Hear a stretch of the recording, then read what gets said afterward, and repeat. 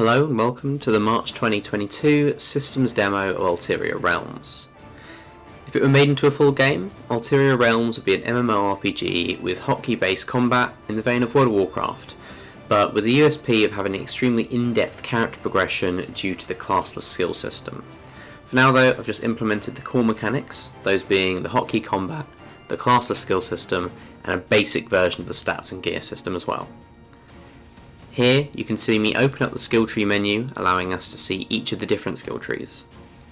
All characters will have access to every skill tree, and upon leveling they can spend skill points on various abilities in whichever tree they like, allowing them to create whatever type of character they want. The aim of this system is to allow maximum player freedom.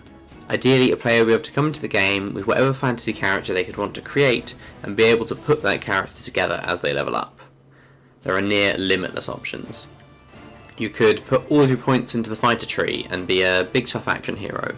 You could splash points into a bunch of different magic trees like Pyromancer and Arcanist and Grove Tender and be a master wizard with a whole bunch of different spells. Or you could create something really unique like a supportive druid who commands loads of wild animals to fight for him on the front lines using his beast mastery skills while he stands back, healing them, providing them with helpful enchantments from the priest tree.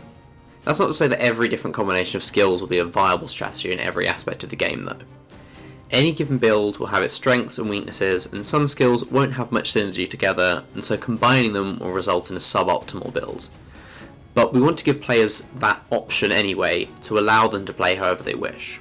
As I'm just one person developing this, the range of skills available is still quite limited unfortunately, but I've implemented enough of them to demonstrate how the system works. I'm just going to move over here and pick up this supersize experience gem, which is of course for demo purposes only. That's going to give me a huge amount of XP and take me all the way up to the current maximum level of 100. So now I have 100 skill points to play with. If I open up the fighter tree, I can use skill points to purchase ranks in various skills. As you can see, I can rank up and rank down here. My points won't actually be spent until I hit confirm. Closing the tree or hitting the reset button will give me back all the points I've put into these abilities as long as I haven't confirmed them yet. First of all, let's just grab our most basic ability in the fighter tree, Strike. As you can see, I can use my skill points to increase the rank of Strike from 0 up to 5. Every rank I get in this ability is going to increase its damage. I'm going to start out by putting 1 point into Strike, and I'm going to hit confirm to lock that in. So now the skill point's spent, I can't get it back, although of course in game there would be a vendor or something to allow you to do that. Strike works exactly as you might think. I'm just going to hit tab, which will target the nearest enemy that's not currently our target, or I could click on them. If I try to strike from over here though, that isn't going to work as I'm armed with a sword, so that's too far away.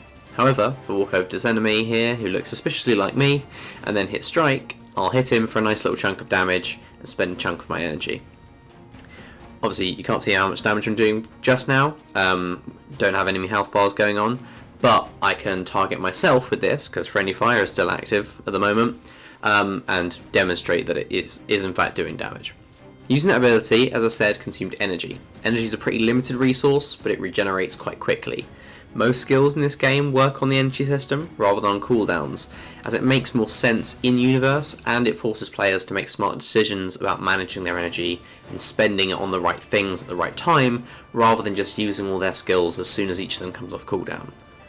Okay, so let's pick up the rest of the skills we have available at the moment, and I'll do a quick demonstration of how each of them works. Lacerate deals a minor amount of initial damage but applies a bleed which deals damage over time. Armor Shred reduces the target's armor for some time, increasing the damage they take. Cleave hits all enemies in range ahead of you, dealing less damage than a strike to each enemy, but if you're fighting a group, this will add up to you dealing more damage than if you're using strike on just one of them. Charge runs you to the target, stuns them, and deals a nice chunk of damage. Sprint just increases your move speed for a short while. Execute does a lot of damage, but it can only be used on low health targets. Block reduces incoming damage for a short duration. In the Pyromancer tree we have Fireball, our first spell, and after a short channel you can launch a ball of fire which deals minor initial damage, but then applies a damage over time effect. Now moving over to the Arcanist tree, we have Arcane Missile. After a quick cast, you send out an orb of magical energy, which deals a nice amount of instant damage to the target. Then we have Blink, which expends a large amount of energy to teleport yourself forward. The range of this ability increases with rank. Last but not least, we have Arcane Mending, our first healing skill. After a short cast, you just heal the target for a moderate amount of health. And there you have it. That's just a quick little run through of all the systems and abilities that are currently in the game. Thanks for watching.